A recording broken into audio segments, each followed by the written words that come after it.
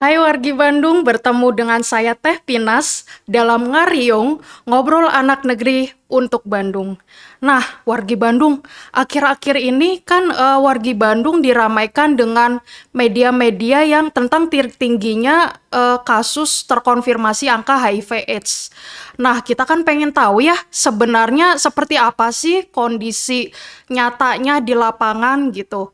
Nah, sekarang dengan saya Teh Pinas sudah ada nih dengan Kepala Sekretariat Komisi Penanggulangan AIDS atau KPA Kota Bandung dengan Teh Sylvia Dewi. Teteh, Teteh, apa kabar? baik Teh Finas. Iya, Teteh, aku mau nanya nih Mhm. pertama, kira-kira gimana sih kondisi teman-teman penyintas orang dengan HIV/AIDS atau ODA di Kota Bandung saat Ya, ini? jadi kalau untuk data nih yang lagi rame, sebetulnya itu data akumulatif dari tahun 1991 sampai dengan 2021 Teh Finas. Hmm. Jadi ada sekitar 12 ribuan orang-orang yang tes di layanan di Kota Bandung, baik orang manapun gitu, ada 12 ribu tuh sebetulnya akumulatif. Namun yang berKTP Bandung memang ada sekitar 5.843 dan mereka itu tesnya di puskesmas, di rumah sakit, dan juga di klinik swasta yang ada di Kota Bandung. Data ini dimasukkan oleh teman-teman layanan kesehatan melalui SIHA. Nah, KPA sendiri datanya didapatkan dari Dinas Kesehatan Kota Bandung. Hmm. Seperti itu, Teh. Siap, Teh. Nah, tadi kan sebelumnya disampaikan oleh Mhm. Teh Sylvia ya, untuk data sebanyak 5.843 kasus ini sebenarnya tuh data akumulasi dari tahun 1991 hingga 2021. Betul, jadi Sebenarnya itu 30 akumulasi tahunan. ya. Iya, 30 heeh. tahunan. Nah, sebenarnya kan 5.843 itu bukan hanya di tahun 2021 saja kan, Teh? Bukan, Heeh, bukan Teh. Jadi memang akumulatif 30 tahun tadi. 30 tahun siap. Betul. Jadi memang setiap tahun Hmm. rilis datanya biasa teman-teman Dinkes itu per akhir tahunnya itu tahun 2002 pun nanti akhir Desember ketika teman-teman tanya 2022 kita belum mengeluarkan karena kita hanya menggunakan data setahun Hmm. sebelumnya dirilisnya seperti itu. Oke, siap Teh. Nah, terkait data tentang warga Bandung yang terkonfirmasi positif HIV/AIDS tadi, pasti dari KPA Kota Bandung ada dong upaya-upaya terkait pencegahan atau upaya untuk meminimalisir penularan HIV/AIDS. Nah, upayanya apa aja nih Teh, kalau Ya, boleh tahu? jadi gini, karena KPA itu kan lembaga koordinasi ya untuk penanggulangan HIV/AIDS, di mana anggotanya ada SKPD, ada LSM, ada lembaga-lembaga profesional seperti universitas, terus juga ada juga kayak IBI, terus juga ada BNN kayak gitu jadi anggota kita.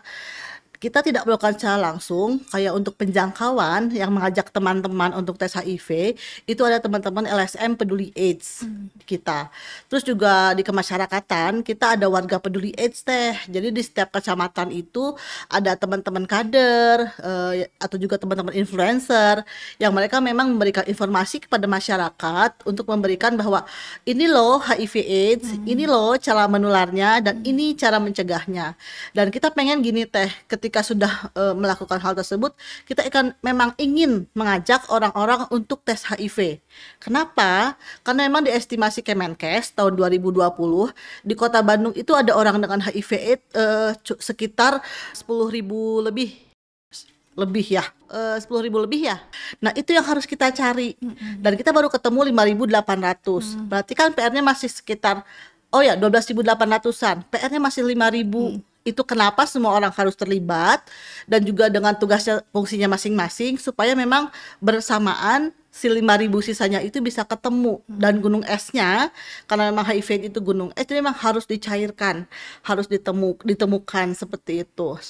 Jadi selain dua tadi ya, ada dengan warga peduli AIDS, kita juga kerja bareng sama misalnya dinas sosial. Kalau ada orang ODA yang tidak mampu, nanti ya kita minta bantuan ke dinas sosial.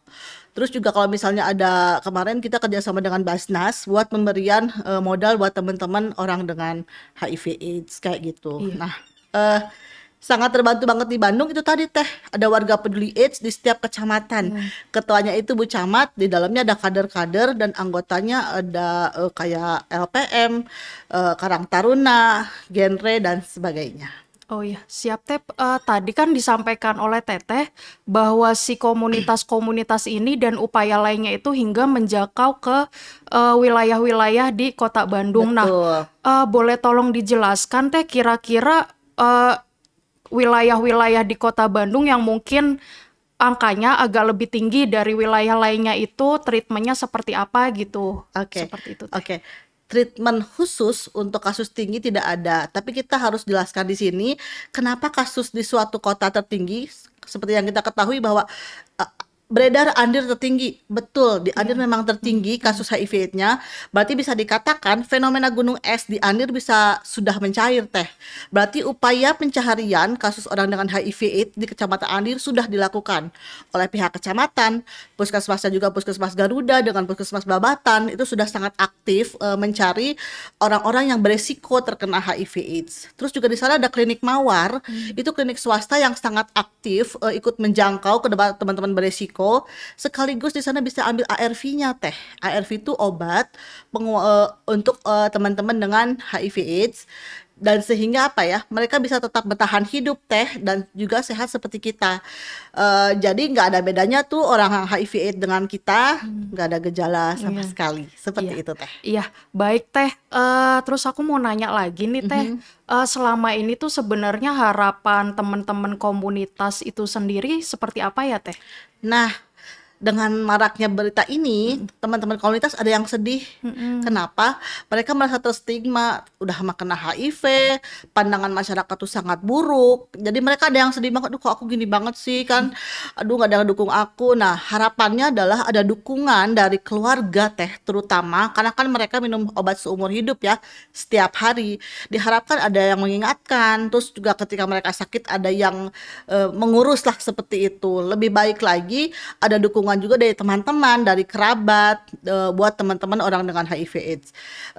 Kenapa? Karena memang dukungan buat teman-teman ODA itu penting banget ya. Ketika mereka nggak dapat dukungan, mereka sendiri, mereka lagi sakit juga sendiri, nggak ada tempat curhat. Karena memang stigmanya tadi ya, Iya. stereotip orang-orang ketika dengar HIV, ah udah deh nggak ada harapan gitu kan.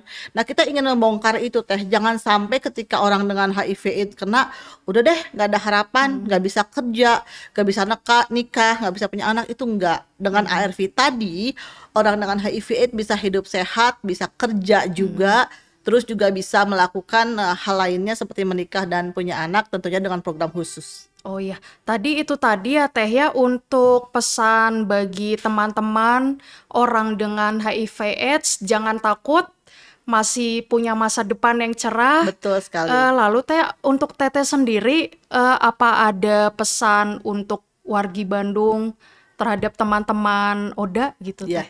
sebelum ke teman-teman Oda dulu, Iya. aku juga pengen berpesan kepada siapapun gitu yang merasa beresiko untuk apa ya, melakukan tes HIV. Iya. Jangan pernah takut untuk tes HIV. Kenapa? Karena sudah ada obatnya gitu kan. Dan juga untuk teman-teman masyarakat umum, jangan takut dengan orang dengan HIV/AIDS karena tidak mudah menular. Seperti itu. Ketika kita kontak sosial dengan teman-teman ODA, itu tidak akan menular dengan mudahnya. Iya. Ini Teh kalau untuk komunitas relawan HIV/AIDS itu sendiri untuk kegiatannya seperti apa ya Teh? Ya. Kan tadi selain disebutkan. Heeh. Jadi kalau untuk teman-teman LSM itu khusus untuk menjangkau dan mendampingi, menjangkaunya teman-teman beresiko tinggi terkena HIV/AIDS ya. Kalau untuk pendampingan buat teman-teman ODA di Kota Bandung ada Female Plus teh. Untuk warga peduli AIDS sendiri di setiap kecamatan mereka bekerja sama dengan puskesmas, ada juga dengan PKK, dengan LPM, mereka melakukan sosialisasi segencar-gencarnya kepada masyarakat umum. Terus juga di Kota Bandung itu setiap calon pengantin nih bareng-bareng juga dengan mereka, dengan Kemenag ya, kita ngasih informasi untuk calon pengantin tes kesehatan. Seperti itu.